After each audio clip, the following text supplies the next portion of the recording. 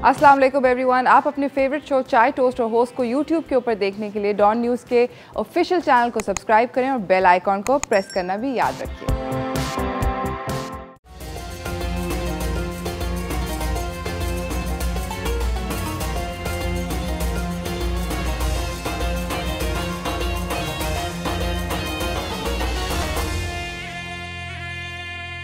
सलाम Pakistan, welcome to चाय toast और होस्ट। आई होप आप लोगों की सुबह दोपहर एक्चुअली बहुत अच्छी चल रही है। I am still not use to saying दोपहर। I understand that it's been a while but I am so use to इतने साल गुजर गए, सुबह सुबह हम लोग मिलते हैं, तो मगर आजकल रमज़ान चल रहा है तो दोपहर में मुलाकात हो रही है। आई होप आप लोग अच्छी रोज़ा अच्छा चल रहा है, अफ्तारी के मज़ेदार किस्म के प्लान्स हैं और जनरली लाइफ में खुश हैं। आज हम बड़े एक इंटरेस्टिंग टॉपिक के ऊपर गुफ्तगू करने वाले हैं और वो टॉपिक है मियाँ बीवी के हकूक़। रमज़ान एक एक स्पिरिचुअल क्लेंजिंग का टाइम होता है जो कि हम सब लोगों को मिलता है, where we are trying to become better versions of ourselves. कोशिश हमारी ये होती है कि हम लोग जितना ज़्यादा अच्छा हो सकें कर सकें उतना ज़्यादा करें और जितना ज़्यादा अपने आप को बेहतर कर सकें, बेहतरी की तरफ लेकर जा सकें, हम लोग अटेम्प्ट करते हैं, ट्राई करते हैं एंड आई एम होपिंग कि हम सब लोग सक्सीड करें। और एक और चीज़ एक ऐसा रिलेशनशिप जो कि बहुत इंटेग्रल होता है ज़िंदगी में, वो एक हस्बैंड और वाइफ का होता है और मियाँ और बीवी जो होते हैं वो एक दूसरे से किस तरह इंटरैक्ट करते हैं। और बहुत दफ़ा ऐसा होता है कि आप लोगों के अगर relationship as a husband and wife अच्छा नहीं है तो वो एक सॉर्ट ऑफ फ्रिक्शन का बायस बन जाता है, इमोशनली ड्रेनिंग होता है और बहुत ज़्यादा मुश्किलात का सामना करना पड़ता है in terms of many things because आप लोग एक दूसरे से हर रोज़ मिल रहे हैं, इकट्ठे साथ रह रहे हैं। एंड रमज़ान के अंदर हम लोग, आप सोच रहे होंगे कि इस बारे में क्यों बात करें। रमज़ान के अंदर हम लोग इट्स नॉट जस्ट कि हम लोग सिर्फ इबादत करें, ये भी अपने रिलेशनशिप्स को अच्छा करना, ये भी एक आप कह सकते हैं कि एक इबादत का ही फॉर्म है, where we are trying to become better versions of ourselves. Because हम लोग कोशिश ये कर रहे हैं कि अपने सारे रिलेशनशिप जो प्रॉब्लम्स हैं उनको फिक्स करें। तो हम लोग डिस्कस करेंगे, हमारे साथ इस्लामिक स्कॉलर आएंगे दीन और दुनिया में और हम उनसे डिस्कशन करेंगे, उनसे बातचीत करेंगे कि किस तरह हम अपने आप को बेहतर कर सकते हैं, अपने रिलेशनशिप को बेहतर कर सकते हैं और इस रिलेशनशिप को और मजबूत कर सकते हैं। मगर ये सब कुछ होगा later on in the show.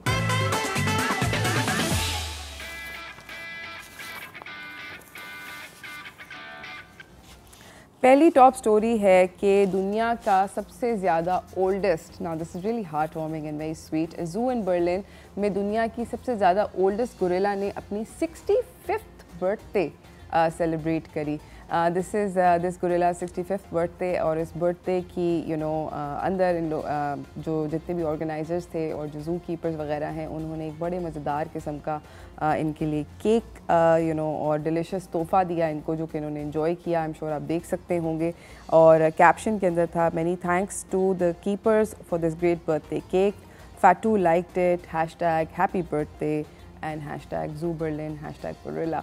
सो बहुत स्वीट मज़ेदार किस्म की स्टोरी है। आई होप कि Fatou gets many more birthdays and we also ate chai toast और host wish Fatou absolutely lovely birthdays. You can see कि अपना केक इन्होंने बहुत इन्जॉय किया और it looks like a very fruity type cake, मज़ेदार किस्म का फलों से भरपूर टाइप का केक लग रहा है। I think it's gorilla friendly cake and she really enjoyed it. इसी के साथ मैं आपको अपनी अगली खबर की जानिब लेकर जाना चाहती हूँ जो कि सेहत सहूलत प्रोग्राम सर्विसेज के बारे में है। नाउ सेहत सहूलत प्रोग्राम सर्विसेज जो थी, कौमी हेल्थ कार्ड जो PTI का हेल्थ कार्ड जिससे उसको भी बोला जाता था, ये प्रोवाइड किया गया फॉर फ्री हॉस्पिटलाइजेशन सर्विसेज। इसको basically ministry of national health services ने बोला है कि ये डिसकंटिन्यू नहीं हो रहा, बिकॉज बहुत सारी चीज़ें जो हैं वो डिसकंटिन्यू होती हैं as governments change, but this particular card is going to stay in play और फैमिलीज़ जो हैं इसके ज़रिए फ्री ट्रीटमेंट ले सकती हैं जितने भी इम्पैनल्ड पब्लिक और प्राइवेट हॉस्पिटल्स हैं मुल्क भर में। आप लोगों को ये भी बताती चाहूँ कि 9000 हॉस्पिटल एडमिशन्स जो हैं वो दिन के तकरीबन होते हैं, 9 से 8000 and under this particular program, और सिटीज़न्स को एक बहुत बेहतरीन किस्म का मेडिकल कवर फराहम किया जाता है। अगर कोई मसला आता है तो एक टोल फ्री नंबर है जिस पे हेल्पलाइन है जिस पे आप कॉल करके जान सकते हैं अपने सवालात का आंसर, और वो है 0800-09-009। इस पर आप कॉल करें और अपना हॉस्पिटल कार्ड का या रेलेवेंट हॉस्पिटल का काउंटर पे जाएं जहाँ पे सेहत कार्ड की सर्विसेज मुयसर हैं, और वहाँ पर उनसे जान सकते हैं कि आपको क्या क्या प्रॉब्लम्स आ रही हैं। They will answer. इसी के साथ मैं आपको अपनी अगली खबर की जानिब लेकर जाना चाहती हूँ, जो कि यूक्रेन से है। बेसिकली थेरेपी डॉग्स जो हैं वो बहुत ज़्यादा लव और अफेक्शन प्रोवाइड करते हैं, और अगर आप जानवरों के इर्द गिर्द रहते हैं तो आप जनरली हैप्पी फील करते हैं। यूक्रेन से जो बच्चे जो कि इस वक्त वहाँ पर बुरे हालात चल रहे हैं और उन्होंने बहुत ज़्यादा डिफ़िकल्ट टाइम देखा है, उनको बेसिकली थेरेपी फराहम कर रहे हैं ये थेरेपी डॉग्स। वो फ्रेंडली डॉग्स के साथ खेलते हैं, उनके साथ उनके साथ बैठते हैं, उनको स्ट्रोक करते हैं, पेट करते हैं, पॉज शेक करते हैं, and they feel good. This is something that has been proven. बहुत सारे हॉस्पिटल्स बाय द वे इस तरह की सर्विस को इस्तेमाल करते हैं। अमेरिका के अंदर, वेस्टर्न वर्ल्ड के अंदर ये एक बहुत पॉपुलर फॉर्म ऑफ अफेक्शन है, जहाँ पर आप एक जानवर के साथ बैठकर आपको अच्छा महसूस होता है और आपके हैप्पी हार्मोन्स एक्चुअली रिलीज़ होते हैं, आपको खुशी महसूस होती है, और क्योंकि ये आपको काम करते हैं, तो this is something that they are doing for Ukrainian kids. बहुत सारी ऑब्वियसली तरह तरह की ह्यूमैनिटेरियन एड फराहम की जा रही है डिस्प्लेस्ड फैमिलीज़ को यूक्रेन से, एंड आई होप कि these therapy dogs are a source of joy for these kids. इसी के साथ मैं आपको अपनी अगली खबर की जानिब लेकर जाना चाहती हूँ, जो कि एक बहुत अमेजिंग न्यूज़ है, और वो ये है कि पाकिस्तानी फिल्म मेकर साइम सदीक की film Joyland Cannes film festival के लिए सेलेक्ट हुई है। ये basically is coming right after Arooj Aftab won the first Grammy, first Pakistani to win the first Grammy, and this is the first Pakistani film दुनिया मतलब हमारी history में पहली दफ़ा एक Pakistani film Cannes film festival, जो कि एक बहुत नामवर और बहुत मशहूर फेस्टिवल है, वहाँ पर ये फ़िल्म सेलेक्ट हुई। और ये जो है एक हमारे लिए एक बहुत प्राउड मोमेंट है एज अ नेशन कि हम लोग अब ऐसी फिल्म्स प्रोड्यूस कर रहे हैं, बना रहे हैं, जो कि एक इंटरनेशनल एरिना पे ना सिर्फ अप्रिशिएट करी जाएंगी बट इंशाल्लाह सेलेक्ट होंगी और अवार्ड्स वगैरह मिलेंगे। साइम ने एक और फिल्म बनाई थी 2019 में, इसका नाम था डार्लिंग, और उन्होंने बहुत he was very happy and overjoyed कि उनकी ये फ़िल्म जो है वो सेलेक्ट हुई है। और जो फिल्म मेकर हैं वो अपनी बेसिकली साइम जो है वो बताएंगे कि उनकी और कौन कौन सी इस फिल्म के बारे में we will find out more as time goes on, and I am sure we'll keep you guys also updated कि फिल्म एक्चुअली है किस बारे में। मैं आप लोगों को I have to go on a short break. आज का सवाल दोबारा से रिपीट करना चाहूँगी कि हुज़ूर सल्लल्लाहु अलैहि वसल्लम की पहली बीवी का क्या नाम था। आप लोग इसका जवाब मुझे कॉल करके दीजिए। तब तक मैं जा रही हूँ एक छोटी सी ब्रेक की तरफ। ब्रेक से वापस आते हैं, गुफ्तगू को जारी रखते हैं, कहीं ना जाइएगा, देखते रहिए चाय टोस्ट और होस्ट।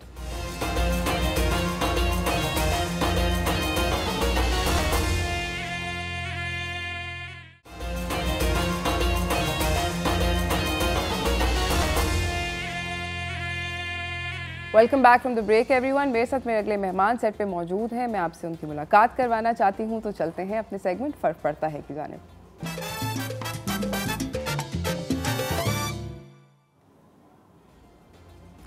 हमारे साथ मौजूद हैं हुज़ैफ़ा हैदर। ये स्टूडेंट हैं और मेंबर हैं हमदर्द हाथ के, जो कि एक NGO है जो कि स्टूडेंट्स रन करते हैं। अस्सलाम वालेकुम Huzaifa. How are you? I am very well. कैसे हैं आप? अल्लाह का शुक्र।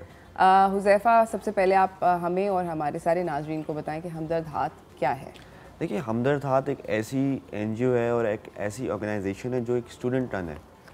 इट्स कम्प्लीटली ऑफ स्टूडेंट्स, और उसमें ये कोई 7 साल पहले हमदर्द हाथ शुरू हुई थी। स्टूडेंट्स और O लेवल स्टूडेंट्स थे जो ग्रेड 11 में पढ़ते थे, उन्होंने ये ऑर्गेनाइजेशन शुरू की, और अपनी ही पढ़ाई के बीच में, यानी वो अपनी कोई फ्रेंड्स गैदरिंग में बैठे हुए थे, उन्होंने बोला क्यों ना हम कुछ माशरे के लिए करें। तो माशरे के लिए उन्होंने क्या किया कि बोला कि हमदर्द हाथ एक ऐसी ऑर्गेनाइजेशन बनाते हैं। ऑफ कोर्स उसमें शुरू में कोई नाम नहीं था, बोला कि ऐसे ही कुछ करते हैं, शुरू करते हैं। तो उन्होंने ये ऑर्गेनाइजेशन और NGO शुरू किया, और इससे समझा कि आज वो बहुत एक्सपैंड करके आगे बढ़ गई है। तो शुरू में कोई एक 8 से 9 या मैक्सिमम आपके कोई 10 O लेवल स्टूडेंट्स थे, तो उन्होंने ये ऑर्गेनाइजेशन शुरू की, और आज वो माशाल्लाह बहुत एक्सपैंड कर चुकी है। तो उसका हर जगह, कराची से लेकर लाहौर, ऑल अक्रॉस वहाँ पे हम दस्तरखान लगाते हैं, और ऑल अक्रॉस हम लोग राशन बांटते हैं। ज़बरदस्त। मुझे बताएं कि ओ लेवल के स्टूडेंट्स जिन्होंने स्टार्ट, एक तो आपने कहा कि 20 आपने स्टार्ट कब करी थी? ये कि हमने 7 years, so that's like 2015-16 में आपने 15, स्टार्ट 16। करी। अच्छा, मुझे ये बताएं कि उस टाइम पर जब ये ऑब्वियसली ओ लेवल के students generally between the ages of 14 to 16 होते हैं, तो आप सब लोग बहुत यंग थे। बहुत यंग थे। हाँ, बहुत यंग थे। मैं आपसे ये वही अर्ज़ कर रहा हूँ कि उन्होंने क्या किया था, बोला कि वही जो फ्रेंड गैदरिंग में बैठते हैं ना, यानी ज़्यादा से ज़्यादा 16 से लेके ज़्यादा से ज़्यादा 17 ईयर्स तक, उन्होंने बोला कि हम ये शुरू करते हैं और क्यों ना हम लोग कुछ करें। फिर फिर वो कॉलेज में भी गए, फिर और क्योंकि जब जाहिर सी बात है हर कोई अपने अलग अलग कॉलेज जाएगा, वही जो वॉलंटियर स्कूल में थे, तो और लोग ऑर्गेनाइजेशन बढ़ते रहे और आज बहुत लाइक मोर देन 100 वॉलंटियर्स और वर्कर्स हैं हमारे पास। ज़बरदस्त। मुझे बताएं कि आप लोग जब दस्तरख्वान सेटअप करते हैं तो सारे के सारे जितने भी लोग उसके अंदर हेल्प करते हैं वो सारे के सारे स्टूडेंट्स हैं and they are all volunteers? Mostly students, like बहुत कम हमारे पास पेड वर्कर्स हैं और कुछ ऐसे लोग हैं जो माशाल्लाह जो खुद लोअर क्लास से वो ताल्लुक़ रखते हैं, लेकिन फिर भी वो बहुत खुशी और अपने दिल से काम करते हैं। यानी उनको कहना नहीं पड़ता, हमको कहते हैं कि आज आपकी मर्ज़ी है, आज आप नहीं कहो, फिर भी वो आते हैं और भरपूर जो है उससे काम करते हैं, दिल से, अपने खुद के दिल से काम करते हैं। ज़बरदस्त। अच्छा, मुझे ये बताइए कि आप लोग जो हैं, आप लोगों की ये जो आप लोग खाना वगैरह जो दस्तरख्वान लगाते हैं, इसकी फ़ंडिंग कहाँ से आती है? देखिए, मोस्टली जब ये ऑर्गेनाइजेशन शुरू की, जब 7 साल पहले मैंने आपको बताया, तो जब दोस्त गैदरिंग में बैठे थे, कोई अपने घर से 10,000 रुपये ले आया, कोई अपने फैमिली से या कज़न्स को बोला यार ये हम शुरू करें, आपको डोनेट करना, कोई इस तरह पैसे 10,000 जोड़ते हुए हम लोग ने यह ऑर्गेनाइजेशन शुरू की और आज माशाल्लाह हमें कहने नहीं पड़ता। यानी हम पहले शुरू के 2-3 साल में बोलना पड़ा हमारी फैमिली फ्रेंड्स को, कज़न्स को कि हाँ ये डोनेट करें इस NGO को और ये हमारा काम है, हम इस तरह करना चाह रहे हैं। और आज माशाल्लाह 7 साल के बाद हमें किसी को कहना नहीं पड़ता। आज हमारे पास बहुत और जो हमारे वॉलंटियर्स हैं उनकी मोस्टली उनकी फैमिली फ्रेंड्स हैं, उनकी कज़न्स, उनकी खुद की फैमिली और वो खुद डोनेट कर रहे हैं। तो लेकिन आजकल हमारे पास बाहर से भी काफ़ी सारी डोनेशंस आ रही हैं जो लोग कनेक्ट करें, और अल्हम्दुलिल्लाह हमें किसी को बोलना नहीं पड़ता। जिस तरह पहले हम कहते थे कि आइए डोनेट करें, आज माशाल्लाह हमारे पास खुद ब खुद डोनेशंस आती हैं। ज़बरदस्त। और मुझे बताएं कि आप लोगों का गोल क्या है, आप लोग इस ऑर्गेनाइजेशन को आगे कहाँ लेके जाएं? देखिए, हमदर्द हाथ का जो गोल है वो बहुत क्लियर है, जो मोटिव है वो बहुत क्लियर है कि ज़ीरो हंगर, कि हम जो भी हमारी कैंपेन है हम बढ़ाते जाते हैं कि हम मतलब कि इस तरह कभी नहीं है कि हमने एक दिन अगर 100 डब्बे बांटे होंगे, अगले दिन हम 200 डब्बे ज़रूर बांटेंगे इंशाल्लाह ताला। इसी तरह करते हैं। और ज़ीरो हंगर हमदर्द हाथ का बस यही है कि ज़ीरो हंगर, जो कोविड-19 आया था ना, हमारा मोटिव रहा था जो भी लोग कोविड-19 से बहुत मुतासिर हुए थे, यानी आपके लोग जो अनएम्प्लॉयड हुए थे, जो लोग बेरोज़गार हुए थे, डे लेबरर्स बहुत ज़्यादा, तो उनकी मदद करना भी, उनको अकोमोडेट करना भी हमदर्द हाथ का एक बहुत मोटिव था। लेकिन जो जनरल मोटिव है हमदर्द हाथ का है वो ज़ीरो हंगर है, कि किसी इंशाल्लाह कोई भी भूखा ना सोए। That's very nice. अच्छा, मुझे ये बताइए कि आप लोग ये सब कुछ जो करते हैं,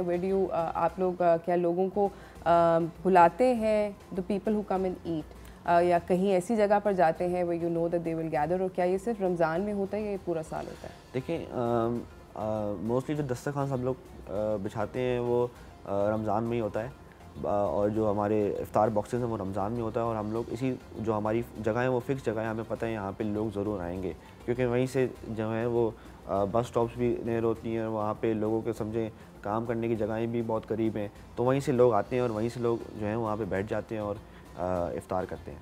तो रमज़ान के अलावा आप लोग दस्तरख्वान नहीं करते? दस्तरख्वान सिर्फ रमज़ान में होता है? दस्तरखान सिर्फ रमज़ान। और बाकी साल आप क्या करते हैं? बाकी साल हम लोग क्या करते हैं कि हम लोग हमदर्द हाथ के ऑर्गेनाइजेशन कभी हम कोई फंड रेजिंग कैंपेन करते हैं ताकि रमज़ान में हम वो कर पाएँ। कभी हम लोग उसमें राशन भी बांटते हैं बाकी साल में, कभी हम क्या नाम है दूसरी चीज़ें करते हैं। जिस तरह हमने हमदर्द हाथ ने क्या किया था कि वो जो फंड्स आए थे हमारे पास, हमने हब चौकी की जगह है, हब चौकी, वहाँ पे हमने एक क्लिनिक खोली थी, ठीक है। वहाँ पे हमने एक क्लिनिक खोली थी जिसमें सिर्फ जो नॉर्मल आपका चेकअप होता है, जो किसी बाहर क्लिनिक में कम से कम डॉक्टर की फ़ीस होती है 2,000 रुपये या 3,000 रुपये, वो हम सिर्फ 50 रुपीज़ में किसी गरीब आदमी का नॉर्मल चेकअप कर रहे थे। किस तरह का चेकअप था? देखें कि जिस तरह कुछ भी, जैसे उसके पास कोई भी बीमार हुआ, वो कोई भी मुतासर हुआ, डॉक्टर साहब वहाँ पे थे, उन्होंने नॉर्मल चेकअप किया, तो हम सिर्फ फ़ीस लेते थे 50 रुपीज़, बाकी सब जो भी कॉस्ट था उसकी हम लोग हमदर्द हाथ के फंड से ही वो करते थे। ज़बरदस्त। I think that's amazing and I think कि आप लोग बहुत एक अच्छी you're doing a fabulous job and I hope that young people like yourself can continue doing it. Thank you so much आपका आने का हुज़ैफ़ा, बहुत बहुत शुक्रिया। और आई होप कि आप लोग ये कंटिन्यू कर सकें, और जितने भी लोग हमें देख रहे हैं नाज़रीन, आप लोग सब लोग जो कंट्रीब्यूट कर सकता है इस पर्टिकुलर ऑर्गेनाइजेशन के लिए जहाँ पे यंग लोग एक बहुत अमेजिंग काम कर रहे हैं, डेफिनेटली कंट्रीब्यूट करें। बहुत शुक्रिया आपका आने का नाज़रीन। हम जा रहे हैं एक छोटी सी ब्रेक की जाने, ब्रेक से वापस आएंगे, आपको अपने अगले मेहमान से मिलाएंगे, तो कहीं ना जाइएगा, देखते रहिए चाय टोस्टर होस्ट।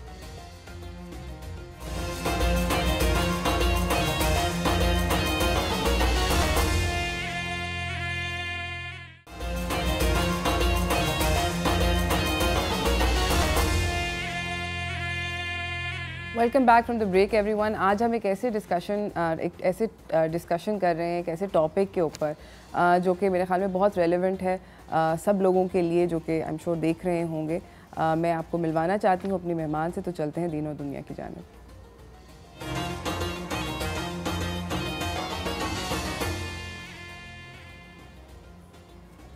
हमारे साथ मौजूद हैं साइमा कलीम खान, होस्ट भी हैं, रिलीजियस काउंसलर भी हैं। अस्सलाम वालेकुम। कैसी हैं आप? मैं ठीक ठाक, आप कैसी हैं? अल्हम्दुलिल्लाह ठीक ठाक। साइमा, हम एक ऐसे टॉपिक के ऊपर डिस्कशन कर रहे हैं मेरे ख्याल में जो कि हर किसी के लिए रेलेवेंट है, बिकॉज यू नो एक ऐसा रिलेशनशिप है जो कि बहुत खूबसूरत है मगर बहुत नाजुक भी है और मतलब नाराज़गियाँ हो जाती हैं तो बहुत डेंजरस किस्म की नाराज़गियाँ हो जाती हैं। तो मुझे बताएं कि रमज़ान क्या आपके ख्याल में एक अच्छा टाइम है रिफ्लेक्शन का? हम लोग वैसे ही रिफ्लेक्ट कर रहे होते हैं, रमज़ान में बेहतर होने की कोशिश कर रहे होते हैं, तो आपके ख्याल में क्या एक अच्छा टाइम है? सबसे पहले तो आपको जो है बहुत बहुत मुबारकबाद रमज़ान की भी। पहले तो हम मिलकर बैठे, लेकिन आज का टॉपिक बहुत ही खूबसूरत वो उस अंदाज से कि इस महीने में वैसे भी अल्लाह रब्बुल इज़्ज़त हमें बर्दाश्त का, टॉलरेंस का सब्र देता है, और फिर जब आप इस चीज़ को रोज़ा रख के भी आप जो है इस चीज़ में अफादियत लेते हैं तो आपके सामने बहुत सारी चीज़ें सामने आती हैं कि आप बर्दाश्त के साथ हर चीज़ को, चाहे वो नेगेटिव बात भी हो रही है, उसको अच्छे से जो उसको रिप्लेस करना, उसको बात को ख़त्म कर देना। कोशिश ये होती है कि बात बहुत से लोग बढ़ा जाते हैं, कोई भी एक छोटी सी बात होती है उसको लेकर फिर आप 1 दिन 2 दिन 3 दिन आपका उस चीज़ को कोशिश करें ऑन द स्पॉट ख़त्म करनी। अगर आपने घर को स्टेबल लेकर चलना है, उसको बना के लेकर चलना है, तो कोशिश ये होनी चाहिए कि आप हुज़ूर पाक सल्लल्लाहु अलैहि वसल्लम की तालीमात को लेकर सामने रखें कि किस तरह से उन्होंने अज़वाज मुतहहरात के साथ माशाअल्लाह से सलूक किया। कि सबसे पहली मिसाल तो उन्होंने कोई एक एज डिफरेंस की अगर हम बात करते हैं वो नहीं रखी, जो हमारे माशरे में ज़्यादातर की जाती है कि एक बड़ी उम्र और एक छोटी उम्र की अगर बात की जाए। एक बहुत खूबसूरत वाक़या आपके सामने बयान करूँ कि हुज़ूर पाक सल्लल्लाहु अलैहि वसल्लम अपने कमरे मुबारक में दाखिल हुए तो हज़रत आयशा सिद्दीक़ा रज़ी अल्लाह तआला अन्हा अपनी एक सुई ढूंढ रही थी, यानी एक गुम हो गई थी, वो सुई ढूंढ रही थी, तो वो परेशान थी। तो उन्होंने पूछा कि तुम क्यों परेशान हो, यानी मुस्कुरा कर बात की कि तुम क्यों परेशान हो, तो उनकी मुस्कुराहट से जो रोशनी निकली उससे वो सुई चमकना शुरू हो गई, वो सुई मुबारक उनको मिल गई। यानी छोटी सी एक एग्जाम्पल है कि आप हुज़ूर पाक वसल्लम की तालीमात पर अगर अमल करते हैं, मुस्कुराहट अपने चेहरे पर रखते हैं, तो वो आपकी बहुत सी ज़िंदगी पे जो असरात मुरतब करती है। ज़बरदस्त। मुझे बताएं कि कुरान यू नो और हमारा रिलीजन जो है वो क्या कहता है एक मियाँ बीवी के हकूक़ के बारे में?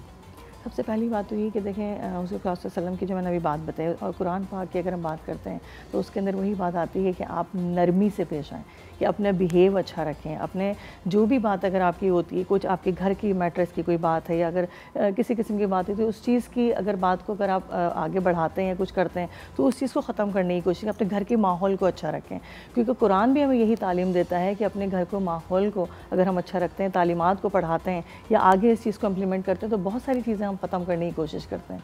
तो वो सारी चीज़ें आपको कुरान के सामने, क्योंकि ये महीना इतना खूबसूरत है, हम तिलावत भी कर रहे हैं, उसका तर्जुमा भी पढ़ रहे हैं, तो उसके अंदर मेन चीज़ क्या है कि अपने रवैयों को दुरुस्त करो, अपने सामने वाले की अपनी ज़बान से, यानी शीरीं ज़बान जो होती है वो आपकी बहुत सारी चीज़ों को आपकी ख़त्म कर देती है। आप इसी चीज़ को अगर आप ज़बान की बात आती है ना सारी के अर्श से फ़र्श पे और फ़र्श से अर्श पर पहुँचा देने वाली बात, तो वही चीज़ है कि आप अपने जितना अच्छा आप अपने बिहेव रखेंगे वो चीज़ आपकी ख़त्म हो जाती है और इस चीज़ को बढ़ाएंगे तो वो चीज़ बढ़ती रहेगी। अच्छा, कंपैशन जो है एक यू नो एक इंसान का के अंदर कि मैं सामने वाले की मसले को समझ सकूं, कितना ज़रूरी है एक मियाँ बीवी के रिलेशनशिप? वो ज़रूरी उस सेंस में कि आप समझ के अगर उस बात को समझें, अगर आप समझने से पहले आप बोलना शुरू कर दें समटाइम ऐसा होता है कि आपकी बात समझ में नहीं आ रही थी कि बात क्या है, लेकिन आपने अपने अंदाजे से बोलना शुरू कर दिया, तो वो चीज़ आप समझ नहीं पाते कि एक्चुअल बात क्या हो रही है, करनी क्या है बात, वो पहुंच कहीं और जाती है। तो उस चीज़ को बढ़ावा देना, वो चीज़ ख़त्म होनी चाहिए कि आप उस चीज़ को स्टॉप करने की कोशिश करें।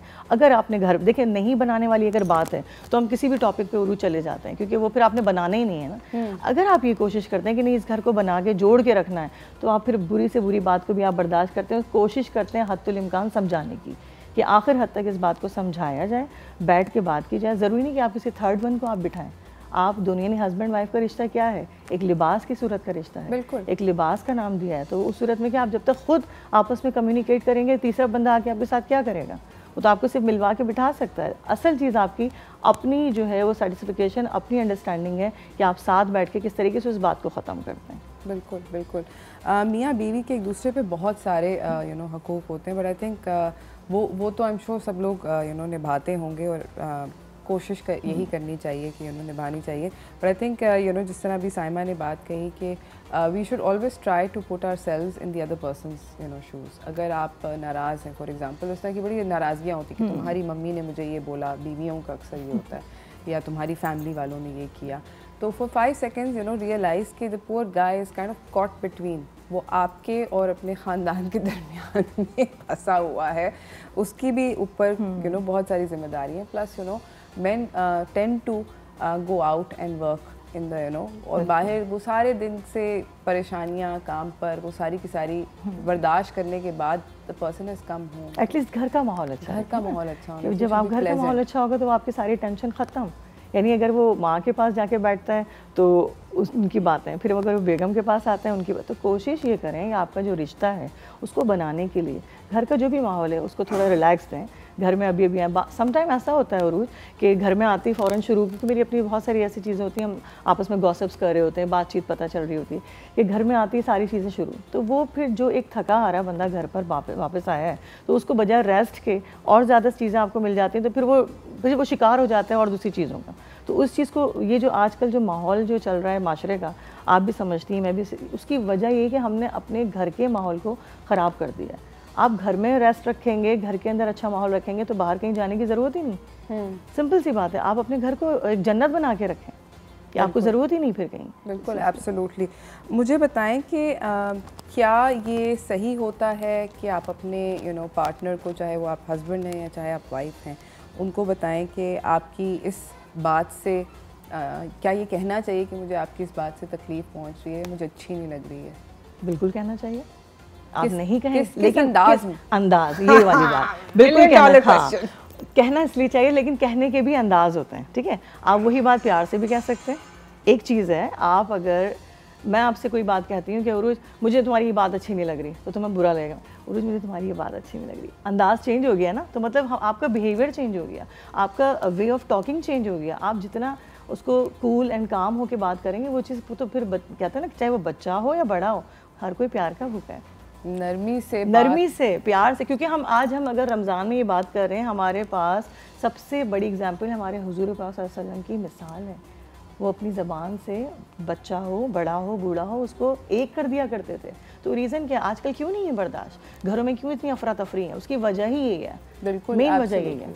हम लोग नरमी से हमें बात करनी चाहिए, और नरमी से ही मैं जाती हूँ एक छोटी सी ब्रेक की जाने। ब्रेक से वापस आते हैं, इस गुफ्तगू को जारी रखेंगे, आप लोग कहीं ना जाइएगा, देखते रहिए चाय टोस्टर होस्ट।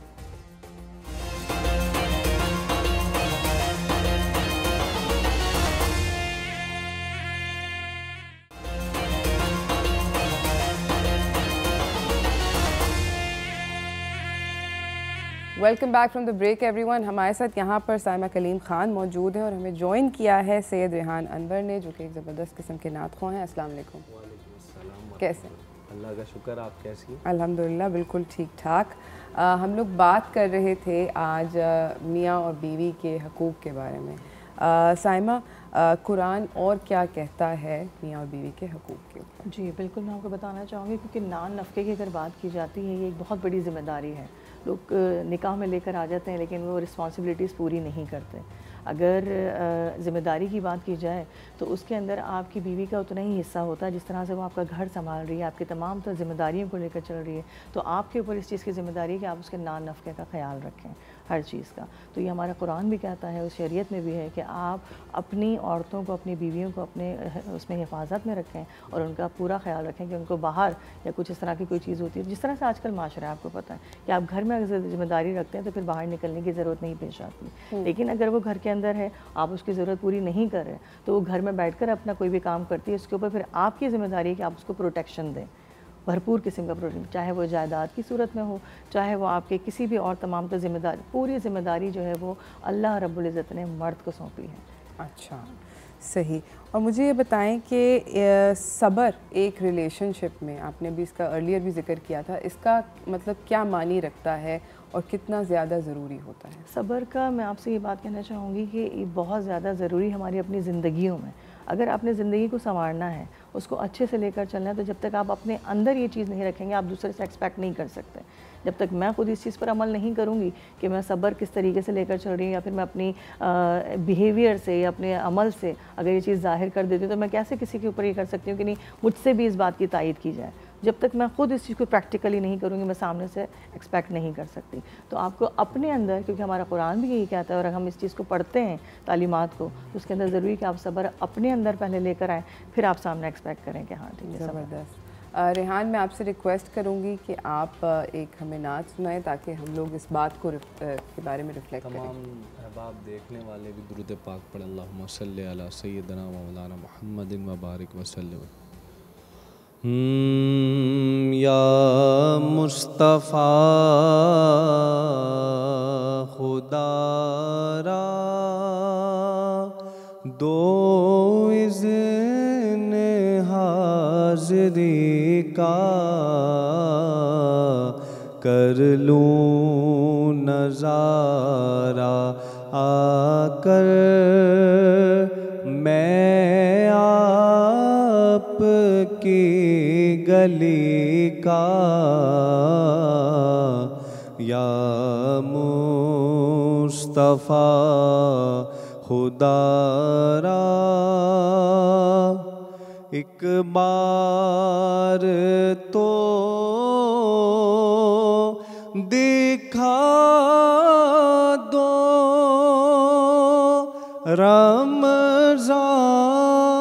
रमज़ान में मदीना।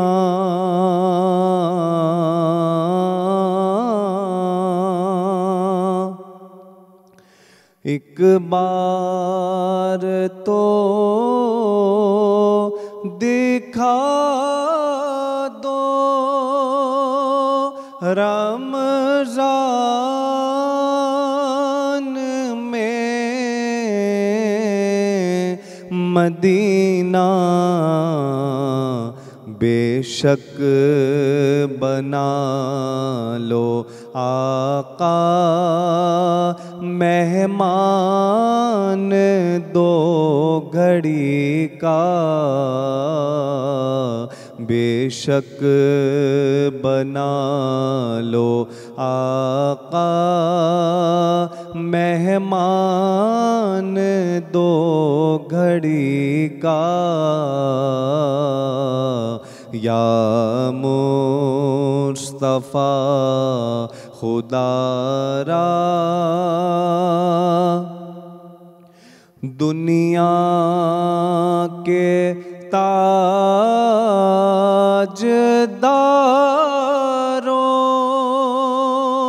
तुमसे मुझे गरज क्या।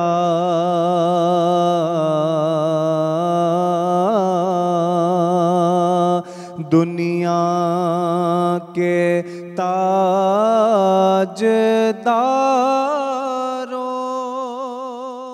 सुभान अल्लाह।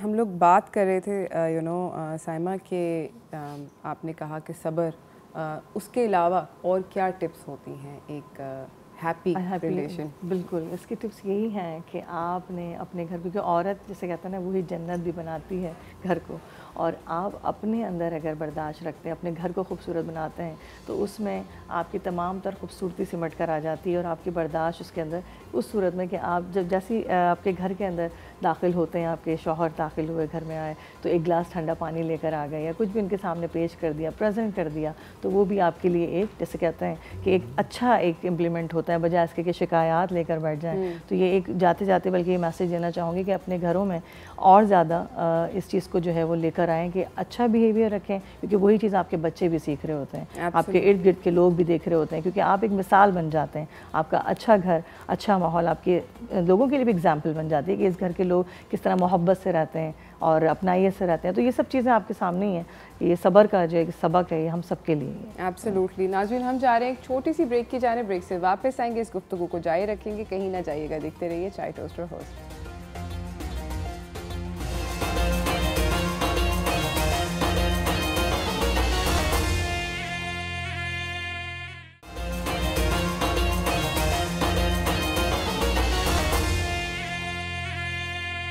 Welcome back from the break everyone. यहाँ पर हमारे साथ साइमा कलीम ख़ान मौजूद हैं और हमारे साथ सैयद रेहान अनवर मौजूद हैं, और बातचीत हो रही है मियाँ बीवी के हकूक़ के बारे में और अपनी मैरिजेस को सॉर्ट ऑफ स्ट्रेंथन करने के लिए। अच्छा, ये मंथ है, बहुत इंटरेस्टिंग बात है ये जो रमज़ान का महीना है, हम लोग अल्लाह मियाँ से माफ़ी मांग रहे होते हैं, एंड आई फील लाइक ये कर्टसी हमें हम लोग तो अल्लाह से माफ़ी मांग रहे हैं, मगर ये कर्टसी हमें फेलो ह्यूमन बींग्स की तरफ भी एक्सटेंड करनी चाहिए। मतलब आप जा रहे हैं, अगर आपको लगा कि किसी ने मुझे धक्का दे के चला गया तो छोड़ दे भाई, माफ़ कर दे आगे बढ़े, इट्स ओके हो जाता है। बट रिलेशनशिप्स में सॉरी कहना और जो सॉरी कह रहा है उसको माफ़ करना, ये बहुत मुश्किल हो जाता है मियाँ बीवी के लिए। आई थिंक कि पावर स्ट्रगल होती है, मुझे नहीं पता कि एग्जैक्टली होता क्या है, बट कितना ज़्यादा ज़रूरी है माफ़ी मांगना और माफ़ करना, पहल करना। इस्लाम में भी है कि आप अगर पहल करते हैं किसी भी चीज़ में, ख़ासकर ये रिश्ता तो इतना नाजुक है, नाजुक भी है और मजबूत भी है, दोनों चीज़ें हैं सामने कि आप किस तरीके से हैं कि आप अगर पहल कर लेते हैं, कोई भी गलती आप समझते हैं कि ठीक है मेरी गलती है, चलो मैं ही पहल कर लूँ, तो इसमें अल्लाह की तरफ भी आपका दर्जा बढ़ गया। और दूसरा ये कि आपने अपने आप को, ठीक है आप समझते हैं कि अगर मेरी नहीं भी गलती है सामने वाले की, लेकिन उसके अंदर ईगो बहुत है कि वो नहीं बढ़ेगा आगे। समटाइम ऐसा भी होता है रिश्ते में कि आप मतलब आप इंतज़ार कर रहे हैं कि नहीं चलो पहल वो कर लें, वो मुझसे माफ़ी मांग लें, इस चक्कर में बहुत से रिश्ते भी टूट जाते हैं कि पहले उसने क्यों नहीं कहा, यानी मेरा इंतज़ार क्यों किया। तो अगर आप पहल कर लेते हैं तो ये आपके लिए अच्छा है, क्योंकि आपने तो दुनिया में भी और दीन में भी दोनों जगह पर आपने अपने आप को अल्लाह को राज़ी कर लिया। और ये भी चीज़ मैं आपको बताऊँ कि जब तक बंदा माफ़ नहीं करता अल्लाह भी माफ़ नहीं करता। अल्लाह भी माफ़ नहीं करता कि जब तक आप बंदे से माफ़ी नहीं मांगेंगे तो अल्लाह आपको कैसे माफ़ करे। क्योंकि इसमें तो सबसे पहली बात यही है कि अल्लाह ने अपने जो इर्द गिर्द के हमारी तमाम तर चीज़ें वो अल्लाह जाने और हम जाने, लेकिन जो बंदे के हुकूक़ हैं वो जब तक इंसान एक दूसरे को माफ़ नहीं करता बंदा, वो अल्लाह भी माफ़ नहीं करता। तो इसके लिए ज़रूरी कि अपनी ज़िंदगी में ही माफ़ी मांग लें। मतलब कल किसने देखा है उरुज, कल का या एक लम्हे का मुझे और आपको नहीं पता, बिल्कुल नहीं पता, एक पल का नहीं पता। तो ये लम्हा कब कैसे गुजर जाएगा, हम सिर्फ शिकायत में, एक दूसरे की लड़ाइयों में कि तुमने ऐसा कर दिया, तुमने ऐसा कह दिया, वो पूरा दिन गुजर गया, पूरी ज़िंदगी गुजर गई। मतलब अगर आप वही चीज़ उसी पॉइंट पे आके उसको ख़त्म कर देते हैं तो आपकी ज़िंदगी अच्छी राह पे चल जाती है। आप नहीं, बाज़ दफ़ा ऐसा भी होता है कि इतनी ढिठाइयाँ भी होती हैं कि आप ठीक है आप झुक जा रहे हैं कि बस ठीक है आप राज़ी हो जाए, लेकिन वो नहीं मान। फिर उस सूरत में क्या है, फिर उसकी सूरत में कि आप अपना रास्ता अलग इख्तियार कर लें, क्योंकि ज़िंदगी तो दोनों की है ना, ठीक है। लेकिन कोशिश ये करें, और मैं आपको बताऊँ कि शैतान का सबसे ज़्यादा मशगला जिसे कह लें वो सबसे ज़्यादा वो खुश इस सूरत में होता है जब मियाँ बीवी की नाराज़गी होती है सबसे ज़्यादा, कि ये जो है वो चाहता है कि ये दोनों मियाँ बीवी लड़ते रहें, वो इस चीज़ में शर भी आ जाती हैं चीज़ें, तो आप कोशिश करें उसको ख़त्म करें। उसमें सबसे ज़्यादा खुश होता है शैतान के मियाँ बीवी में अलहदगी करवाना, वो सबसे बड़ा उसका वो अमल है।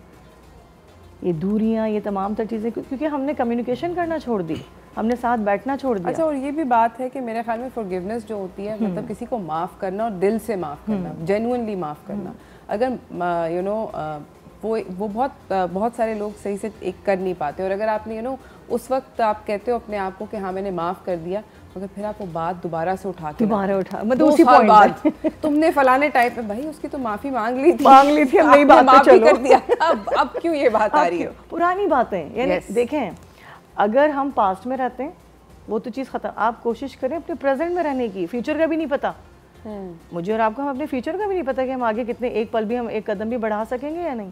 तो जो प्रेजेंट है उसको तो आप अच्छा करने की कोशिश करें, उस पल को तो जी लें, उस लम्हे को, यानी वो आप कोशिश करें, आप दिल से, जब तक आप दिल से एक दूसरे से माफ़ी नहीं मांगते या राज़ी नहीं करते, वो फिर अल्लाह के नज़दीक भी वो चीज़ कबूल नहीं है। बहुत ज़्यादा ज़रूरी है माफ़ी मांगना भी और माफ़ वाकई में दिल से करना भी, दोनों चीज़ें बहुत ज़रूरी हैं। रेहान, हम आपसे रिक्वेस्ट करेंगे कि अगर आप हमें एक और कलाम सुना दें। हम मदीने में तन्हा निकल जाएंगे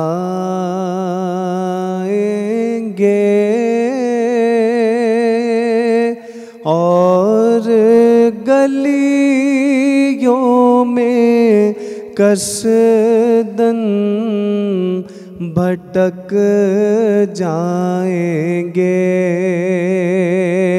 हम वहाँ जाके वापस नहीं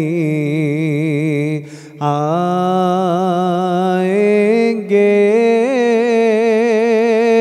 ढूंढते ढूंढते लोग थक जाएंगे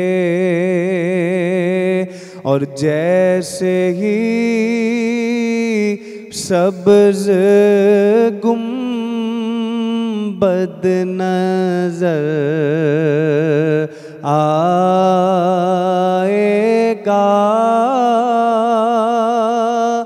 बंदगी का Kareena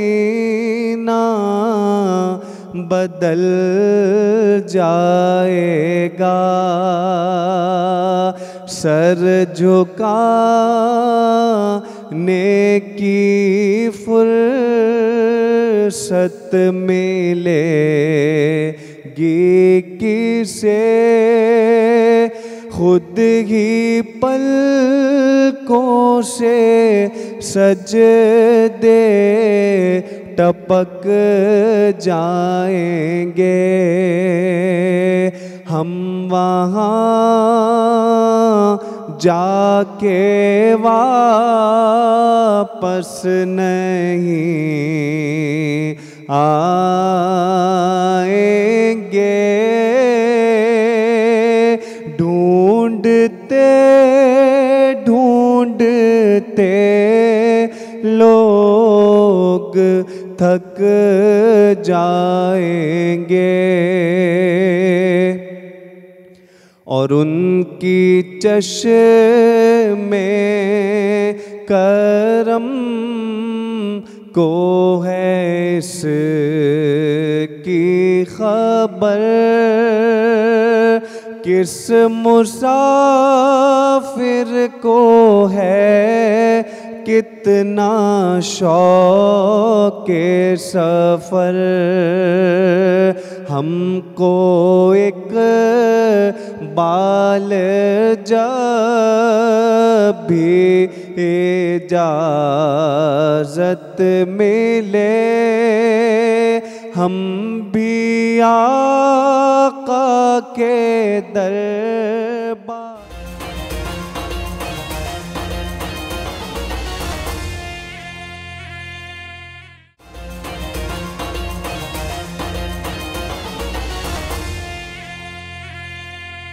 welcome back from the break everyone. हमारे साथ यहाँ पे साइमा कलीम खान बैठी हुई हैं और हमारे साथ सैयद रेहान अनवर भी बैठे हुए हैं और बातचीत हो रही है मियाँ बीवी के हकूक़ पे।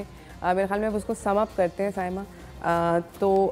घर के अंदर सी husband and wife tone set करते हैं, उनका रिलेशनशिप टोन सेट करता है उनके बच्चों के लिए, जो बहुत ज़रूरी है। आपके ख्याल में ऐसी क्या चीज़ें मियाँ और बीवी दोनों को करनी चाहिए अपने बच्चों के लिए वो अच्छी टोन सेट करने? सबसे पहली बात मैं यही कहूँगी कि अपना आपस में दोनों ने बातचीत करते हुए साथ बैठें, साथ बैठ के जो भी मसले मसाइल होते हैं घर के वो सॉल्व करने की कोशिश करें और बच्चों के सामने बिहेव अच्छा रखें। क्योंकि लड़ाई झगड़े इन सब चीज़ों से बच्चों की तालीम पर, बच्चों के तमाम तर माइंड सेट पर फ़र्क पड़ता है। अगर घर का माहौल अच्छा रखना है तो आप दोनों ने मिलकर चलना होगा और कोशिश करें। आपकी अपनी कोई भी होती ही ना चाहें, साथ रहने में 10 बातें होती हैं, वो अपने एक रूम की हद तक, बस बच्चों के सामने आते हैं तो कोशिश करें कि उनके सामने अच्छा बिहेव रखें, ताकि वो आगे माहौल जब वो आगे बढ़ें अपनी ज़िंदगी में तो उनको कोई दिमाग में ऐसी कोई बात ना हो जो नेगेटिविटी की तरफ हो कि नहीं सिर्फ बाहर तो हमें अच्छा मिल रहा है, घर का माहौल हमें ऐसा मिल रहा है। तो घर के माहौल, क्योंकि आपने सिर्फ बाहर ही नहीं रहना, बाहर आपने सिर्फ काम के लिए निकलना है, असल सुकून आपका घर में है।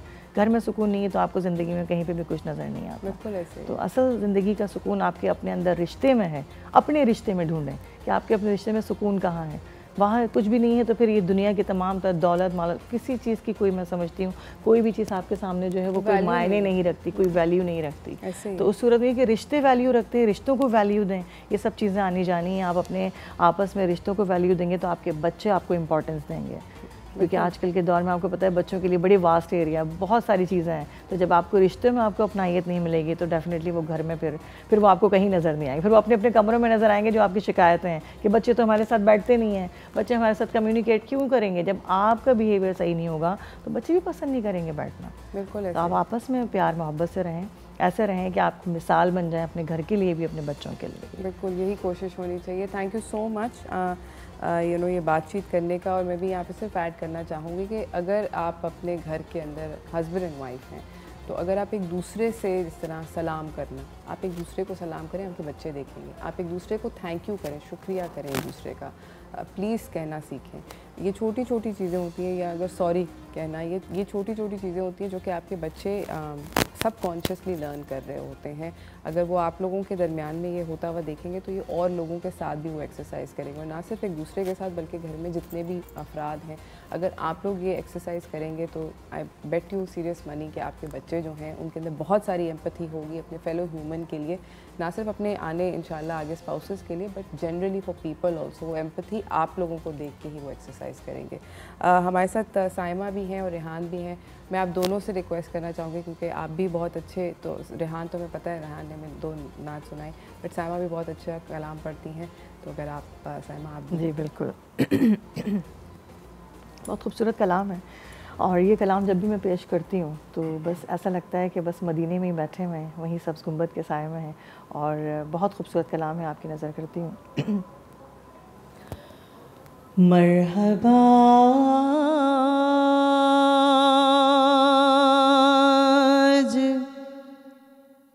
चलेंगे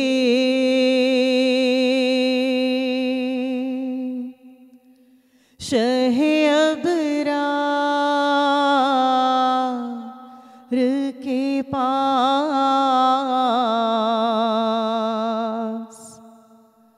इंशाअल्लाह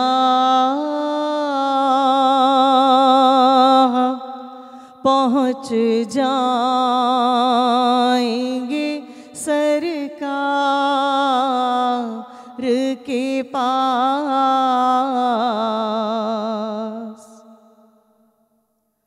खूब रो रो के वहाँ गम का फसाना कहना, एक भिखारी है खड़ा आपके दरबार के पास, और मैं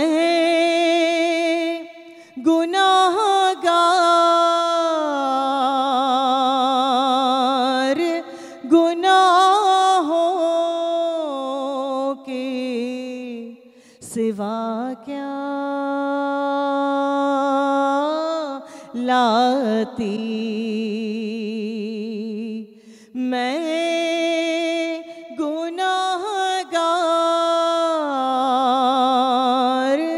गुनाहों के सिवा क्या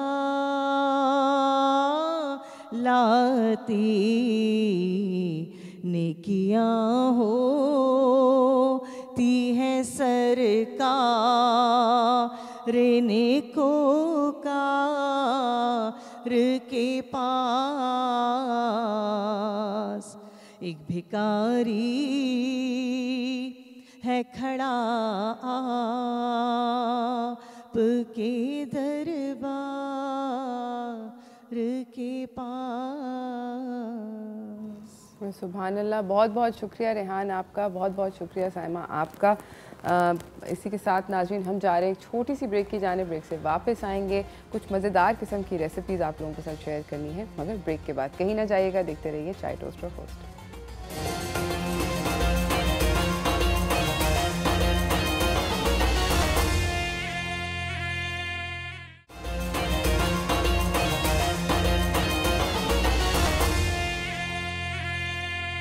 welcome back from the break everyone. मेरे साथ मेरे अगले मेहमान सेट पे मौजूद हैं। जिस तरह मैंने आपको ब्रेक पे जाने से पहले बताया था कि मज़ेदार किस्म की कुछ रेसिपीज़ आपके साथ शेयर करनी है, तो चलते हैं व्हाट्स कुकिंग की जानिब। हमारे साथ यहाँ पे मौजूद हैं इकबाल शाह, जो कि शेफ़ भी हैं, आरजे भी हैं, होस्ट भी हैं और एक्टर भी हैं। अस्सलाम वालेकुम। जी वालेकुम सलाम। कैसे हैं आप? ठीक, रोज़ मज़े में। आप बताएं कैसी हैं? ठीक ठाक। आरजे हैं और एक्टर हैं। I am very interested to hear about these two. हाँ जी, बस टीवी शोज़ कर रहा था, कुकिंग शोज़, फिर उसके बाद अभी आरजे हूँ FM 103 पे। ओके। और एक्टिंग की तरफ अल्हम्दुलिल्लाह चांस मिला, थिएटर किया, फिर कुछ काम चल रहा भी, एक ड्रामा में काम किया, तो ये सब है।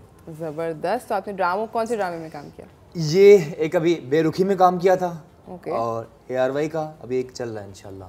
ज़बरदस्त, very very cool, very impressive. मुझे बताएं कि आज आप हमारे लिए कौन सी रेसिपी लेकर आए? बिल्कुल रोज़ नवाबी हलवा। और हलवे जैसे कि लोग जानते हैं बहुत हेवी होते हैं हमारे यहाँ, लेकिन आई थिंक ये ऐसी चीज़ है जो सेहत के लिए बहुत अच्छा, लाइट फील होगा और एनर्जी का ख़जाना रमज़ान में। तो ज़बरदस्त। क्या क्या इंग्रेडिएंट्स हैं इसमें? इसमें सबसे पहले नारियल है, ठीक है, कोकोनट, ठीक है जी, 2 तरह का होता है, जैसे कि पाउडर भी और एक क्रश्ड हमारे पास है। ठीक है। इसके अलावा एप्पल ऐड करना है, ठीक है, ग्रेटेड लगभग 1 अदद, साथ ही फ्रेश क्रीम है, सही है, नारियल ये वाला भी रखा है जो स्लाइस्ड है, इलायची पाउडर, इसके फ़ायदे भी यकीनन आवाज़ को भी बेहतर बनाए, खोया, चीनी, घी और ड्राई नट्स में बादाम, पिस्ते, काजू, कुछ भी ऐड कर सकते हैं आप। ज़बरदस्त। और चांदी के वर्क हैं। अच्छा, चांदी का वर्क। तो मेरे ख्याल में अब हम स्टार्ट करते हैं हलवा। जी बिल्कुल। जी इकबाल। ठीक है। अच्छा,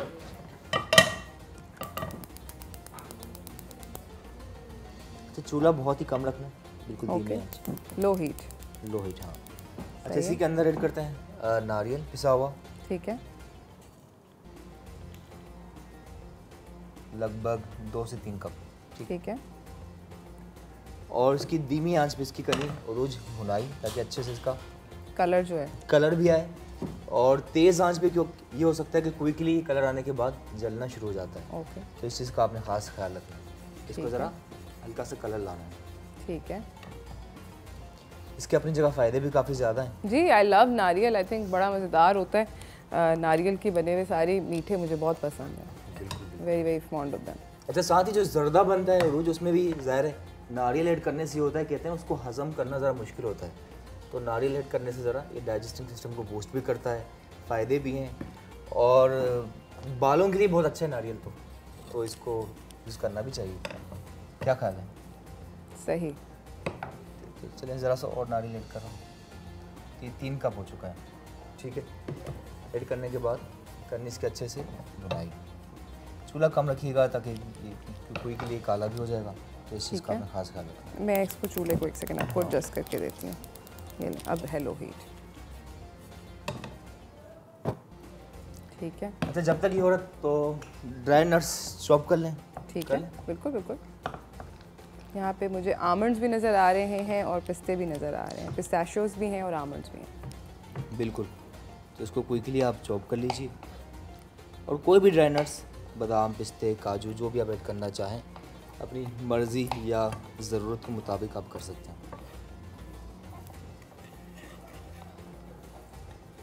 अच्छा, आपको इसका कलर किस का चाहिए? बस कलर इसका हल्का सा चेंज होगा, लेकिन बहुत ब्राउन नहीं करना। अच्छा, ज़्यादा Quickly, ब्राउन नहीं हाँ, ज़्यादा नहीं करना, वरना क्विकली ये काला होना शुरू हो जाएगा। तो ये चीज़ मेरे ख्याल से काफ़ी अहम है इसमें। ठीक है, सही है।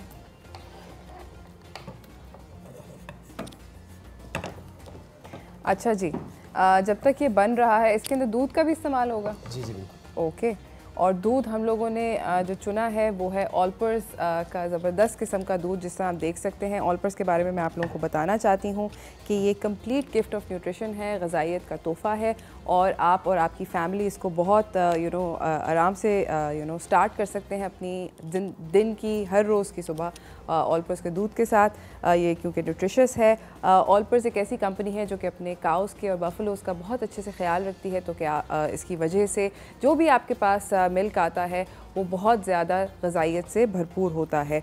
ये UHT treated full cream milk है जिसके 28 टेस्ट होते हैं, तो यू कैन बी अश्योर्ड कि ये बहुत ज़्यादा अच्छे तरीके से फुल ऑफ न्यूट्रिशन है, और टेट्रा पैक के अंदर होता है ताकि आपको ये फ्रेश और सेफ़ मिले। ऑलपर्स के साथ अपनी हर सुबह को बनाइए हैप्पी सुबह जी। ओके, कलर चेंज होने लग गया है नारियल जी बिल्कुल। यम्मी अच्छा उरोज, ये वो पॉइंट है जहाँ बहुत तेज़ी से ये ब्राउन होना शुरू हो जाता है, ठीक है, यहाँ आपने ज़रा ख्याल रखना है। ठीक है। और यहाँ फिर पता है आपको इतनी कमाल की माशाल्लाह। थैंक यू जी, आपने आग तेज़ कर दी है। हाँ बस स्लो कर दूँ? हल्का सा कम कर रहा जी ओके। अच्छा इसी के अंदर आपने एप्पल ऐड करना है, ठीक है, सेब एक अदद था जिसे हमने ग्रेटेड कर लिया था, कद्दूकश, सही है। साथ ही घी शामिल करते हैं जी, मैं इसको यहाँ पे ज़रा साइड पे कर देती हूँ, ये ना हो कि जल जाए इस चक्कर में। हाँ 1 चम्मच। ठीक है, इलायची पाउडर 2 to 3 पिंच सही है, ऐड करने के बाद इसको अच्छे से आपने मिक्स करना है। सही है। और साथ ही चीनी, मीठा कम या ज़्यादा? कम।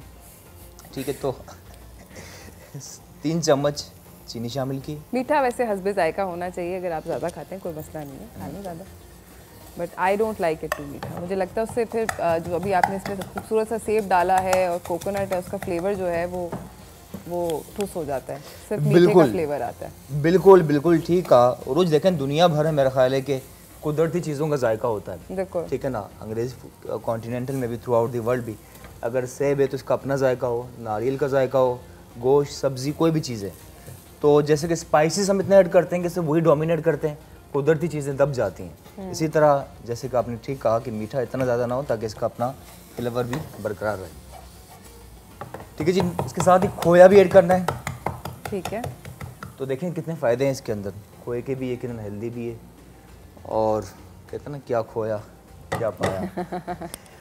तो ये सही, हाफ कप लगभग खोया। ठीक है, अच्छा दोनों दूध ऐड कर रहे हैं, ज़ाहिर है ऑल पर भी शामिल कर रहे हैं, और खोया भी दूध ही एक तरह से, ज़ाहिर है, और क्रीम भी है, और क्रीम भी है, बिल्कुल। वाह, तो प्रोटीन का ख़जाना।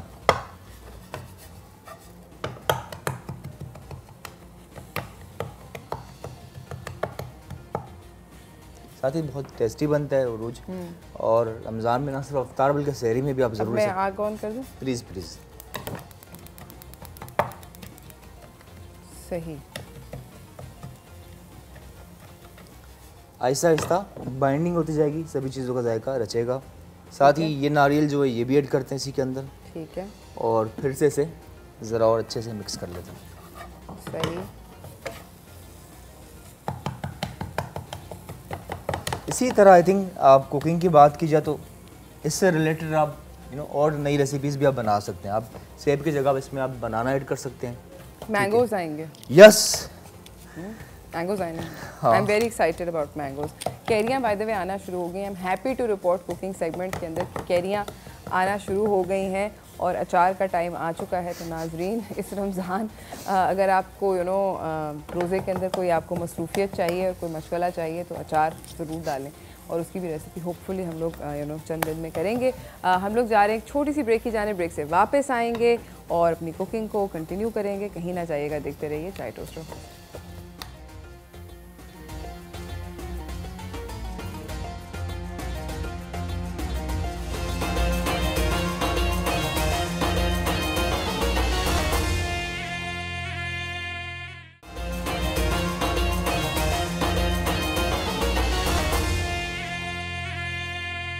Welcome back from the break everyone. हमारे साथ यहाँ पे इकबाल शाह मौजूद हैं जो कि शेफ़ भी हैं, आरजे भी हैं, होस्ट भी हैं और एक्टर भी हैं और बना रहे हैं वो एक ज़बरदस्त किस्म का हलवा जिसका नाम है नवाबी हलवा। अभी तक इसके अंदर खोपरा जा चुका है, ग्रेटेड एप्पल जा चुका है, खोया जा चुका है, चीनी जा चुकी है, इलायची का पाउडर जा चुका है और कोकोनट के ड्राइड कोकोनट के स्लाइसेस जा चुके हैं और इसको भून रहे हैं। जी बिल्कुल, रोज़ भुनाई का सिलसिला जारी है, बहुत अच्छा लग रहा है और सेहत के लिए भी अच्छा, मज़े का भी होता है। इंशाल्लाह ट्राई भी करेंगे। अच्छा, जैसे इसका कलर आना, ये बाइंडिंग हो जाएगी, सब चीज़ों का जायका रचेगा, उसके बाद ऐड करते हैं इसी के अंदर बहुत ही ख़ास ऑलपर्स दूध। ऑलपर्स दूध जो कि ग़िज़ाइयत का एक मुकम्मल तोहफ़ा है और UHT ट्रीटेड है और आपको पता है कि इट्स फुल ऑफ न्यूट्रिशन। तो आप ये दूध जो है अपनी फैमिली और अपने लव्ड वंस को ज़रूर पिलाइए। बिल्कुल जी, और दूध का इस्तेमाल ज़रूरी है, लेकिन ऑलपर की तो क्या ही बात है। लगभग 1 कप हमने दूध ऐड किया और फिर से अच्छे से करना है मिक्स। साथ ही इसमें आपने ऐड करना फ्रेश क्रीम, ठीक है, सिर्फ 1 से 2 चम्मच, ज़्यादा नहीं।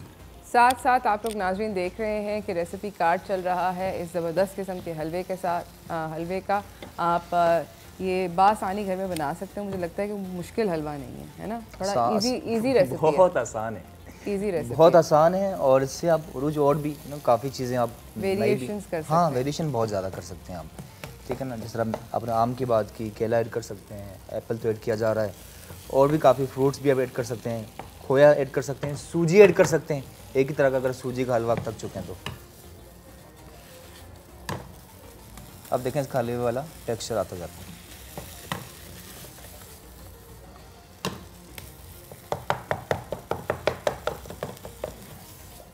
चाहें तो इसके अंदर आप कलर भी ऐड कर सकते हैं। अच्छा, ठीक है ना, चाहें तो फूड कलर ऐड करना है, मर्जी आपकी, शेफ आप हैं। हल्का सा, ज़रा सा।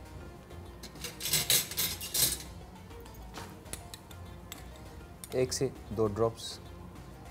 ओके, फूड कलर भी डाला जा सकता है। हाँ, ग्रीन भी ऐड कर सकते हैं आप, येलो, और कोई भी जो भी आपको बेहतर लगे, ठीक है जी। ऐड करने के बाद मिक्स करते हैं, साथ ही घी ज़रा सा और ऐड करते हैं, 1 चम्मच। इससे इसकी बाइंडिंग ज़रा अच्छी हो जाएगी और ये सब चीज़ों का जायका मज़े का रचेगा। सही,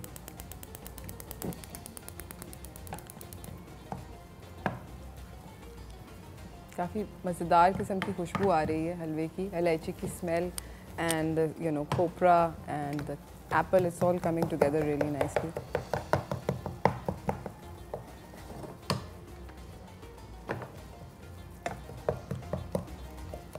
जब इसका बाइट लेंगे तो नारियल का अपना मज़ा होगा, खोया, इलायची, बादाम, पिस्ते और ऑलपर का भी एक अच्छा सा जायका इसके अंदर रच चुका है। ज़बरदस्त ज़बरदस्त। इसको कितनी और देर भूनना चाहिए? बस लगभग 2 से 3 मिनट नोट करना है, ठीक तो है, ये तैयार हो चुका होगा। सही। ठीक है जी, ठंडा भी खा सकते हैं लेकिन गर्म खाने का और मज़ा। कोशिश यानी कि ये करनी चाहिए कि अगर आप लोगों ने पहले से बना लिया तो इसको या तो माइक्रोवेव कर लें या दोबारा पैन में एक दफ़ा स्टर करके गर्म कर लें, है ना, रीहीट। हाँ बिल्कुल, गरम कर। वैसे इस तरह के हलवे जो होते हैं वो गरम ही ज़्यादा अच्छे लगते हैं। मैंने भी थोड़े दिनों पहले वो खाया था, वॉलनट्स का हलवा, अखरोट का हलवा, और वो भी गरम वर्सेस ठंडा जो है वो उसका बिल्कुल वो फ़र्क है, फ्लेवर इज़ डिफरेंट। सही है, तो बस ये तैयार होने ही वाला है। ज़बरदस्त।